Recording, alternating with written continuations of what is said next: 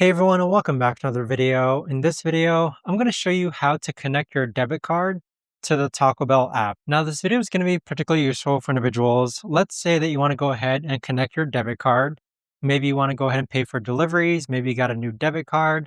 How do you actually go ahead about doing so? Now, this video is going to be short, sweet, and simple, guys. There's not going to be a lot of steps involved. Now, in order to do this, what you're first going to do is log on to the Taco Bell app. Next, click on Profile on the bottom right-hand corner. Then afterwards, go ahead and click on Payments on the middle hand side. Now on this page here, you want to go ahead and click on Payment Options. Then on this page, click on Add a Credit/Debit Card. So this is where you can enter your debit card information, and there you have it. But that right there, guys, is the best and easiest way that I know of to actually go ahead and connect your debit card to the Taco Bell app. If you guys know of a better or easier way to actually do this, let me know in the comments down below. I would love to know. Thanks so much for watching, everyone, and I'll see you guys all in the next video.